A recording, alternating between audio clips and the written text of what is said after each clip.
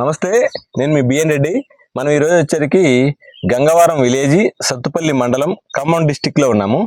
మన ముందు వచ్చరికి మోహన్ రెడ్డి గారు ఉన్నారు. ఇతను వచ్చరికి ఏంటంటే ప్రయోగాత్మకంగా మెకడోమియా ఒక 11 ఎకరాల్లో మెకడోమియా వేసాడు. ఈ సంవత్సరం అంటే ఇంత పెద్ద మొత్తం మీద ఎక్కడ మన తెలంగాణలో మెకడోమియా వేసిన వాళ్ళు ఎవరు లేరు.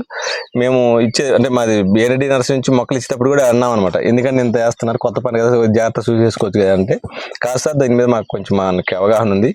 మా అల్లుడు గారు ఫారెన్లో సాఫ్ట్వేర్, అతను దాని మీద బాగా రీసెర్చ్ చేశారు.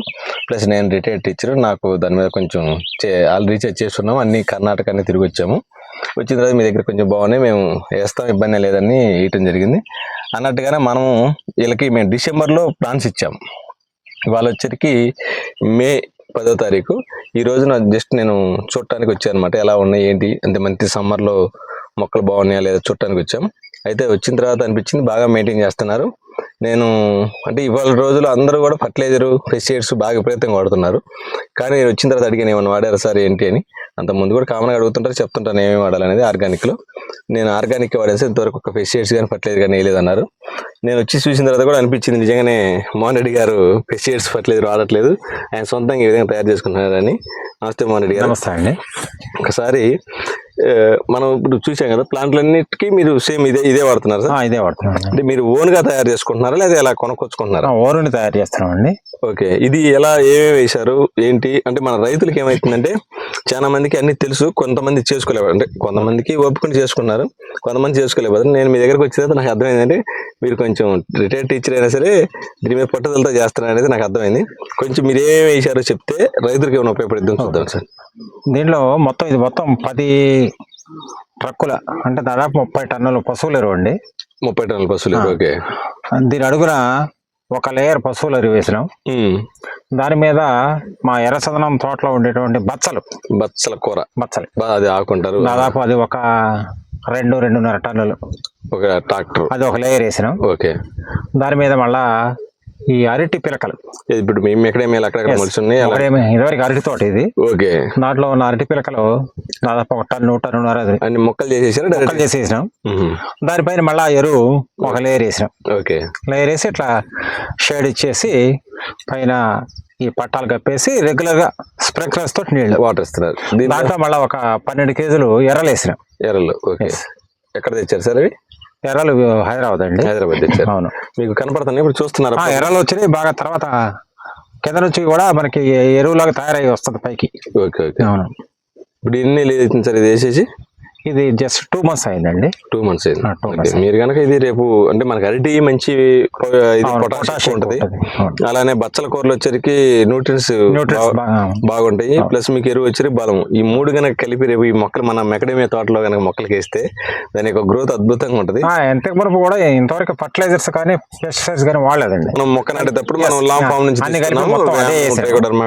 ఇంతవరకు ఎటువంటి ఫర్టిలైజర్స్ వాడలేదు. కానీ మొక్కలు బాగానే వస్తున్నాయి అనిపిస్తుంది. బాగుంది. అంటే మీకు సరే మొక్కల దగ్గరికి వెళ్ళి గ్రోత్ చూద్దాం సార్ ఒకసారి. Okay sir. ఇది మనం ఇచ్చినప్పుడు ఈ గ్రాఫ్టింగ్ కావాలి, మీరే తీయలేదు సార్? ఆటోమేటిక్గా పోయినాయా? పోయింది సార్. ఇప్పుడు మనం తీసిందేం లేదు, ఆటోమేటిక్ పోయింది. ఈ సైడ్ ఈ బ్రాంచెస్ అన్ని మనం నాటిన తర్వాత వచ్చినట్టుంది. ఇవన్నీ మనం నాటిన తర్వాత సార్. ఇది మనం ఇచ్చినప్పుడు ఇది ఒక స్టెమ్ మాత్రం, ఒక స్టెమ్ ఉంది, 4 ఆకులు, 4 ఆకులు ఉన్నాయి. ఇప్పుడు వచ్చి ఆకులు కూడా కట్ చేసేసాం. ఓకే. ఓకే. ఫస్ట్ అయితే ఒక స్టిక్ లాగానే ఉంది, ఫస్ట్ కింద కొద్దిగా వచ్చినాయి. ఈ 15-20 రోజుల్లో బాగా ఎక్కువ. ఇది జస్ట్ ఎక్కడన్నా ఒక మొక్కకి ఇది కొంచెం ఉన్నట్టుంది. 45 degrees. దీనికి కూడా మనం ఏం చేసాం, రీసెంట్ గా ఒక చిన్న వీడియో ఒకటి చేసాం. అంటే మన దగ్గర కూడా ప్లాంటేషన్ చేస్తున్నాం కాబట్టి రైతు భయపడతాం. అంటే దీని గురించి ఇలా ఎందుకు వస్తుంది, దీనికి ఏం మందులు వాడాలనేది కొన్ని చేసామన్నమాట. మనం ప్రతిభా బయోటెక్ వాళ్ళు కొద్దిగా ఆర్గానిక్ లో చేసి కొన్ని ప్రొడక్ట్స్ 1 or 2% అంటే మీరు ప్యూర్ ఆర్గానిక్ వాడటం వల్ల ఇంత స్ట్రాంగ్ గా ఉన్నాయి. కొంతమంది ఏంటంటే పెస్టిసైడ్స్ వాడతా, పాపం ఎక్కడో జాబ్ చేసుకుంటా, సరైన కొద్ది మెయింటెనెన్స్ లోపం ఉన్న వాళ్ళ కాడ ఒక 20% అలా ఉన్నాయి. అలాంటి వాళ్ళకి నేను ఏం చేస్తాను, 1 or 2% ప్రతిభా బయోటెక్ కొద్దిగా కొన్ని నేను వాడాను అనమాట. సుమారు ఒక 5-6 కంపెనీలు వాడిన తర్వాత నాకు కొంచెం అది కొంచెం బాగుంది అనిపించింది. అందుకని ఆ మందులన్నీ ఫార్వర్డ్ చేస్తాను. అవి వాడిన తర్వాత కొంతమంది ఓకే పర్లేదు సార్ అన్నారు. మీలాగా అందరు బెడ్ చేయట్లేదు, ఇలా బెడ్ సిస్టమ్ చేసుకొని ఇలా మల్చింగ్ సిస్టమ్ కనుక చేసుకొని ఉంటే ఇప్పుడు మళ్ళీ ఫస్ట్ కదా, ఇంక ఈసారి దీన్ని కొద్దిగా చేస్తే గ్రోత్ అయితే మాత్రం అప్పుడు ఉన్నదానికంటే కూడా ఇప్పుడు కొత్తగా వచ్చేది మాత్రం చాలా బాగుంది. అవునవును, ఇది చూడాలి కొమ్మ స్ట్రాంగ్ గా రావటం కానీ మంచి ఫుల్ స్టార్టింగ్ ఇది కూడా గ్రీనరీ వచ్చి ఉంటుంది, అది ఎల్లో వేసి వచ్చింది, ఇప్పుడు మొత్తం పెరిగే కొంది గ్రీనరీకి మారిపోవాలి. బాగుంది.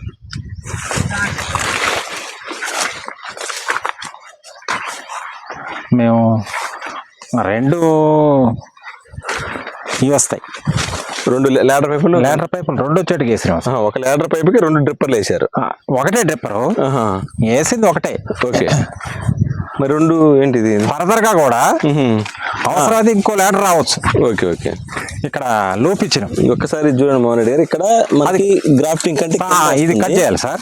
ఇది మీరు కొంచెం అక్కడక్కడ అబ్జర్వ్ చేసుకొని ఎక్కడన్నా 1 మిగిలిపోయినాయి తీసేసి కటింగ్ అనేది చేసేసి కొంచెం కాపర్ ఒకటి ఇబ్బంది లేకుండా, ఎందుకంటే ఇది చాలా ఫాస్ట్ పెరిగింది. ఇది పెరిగేటప్పుడు ఒరిజినల్ పెరగాల్సింది అనమాట. అవి ఒక్కటి గమనించి అదే తీసిన తర్వాత మళ్ళీ వస్తాయి, అవి కొత్తగా వచ్చినాయి అవి. ఓకే.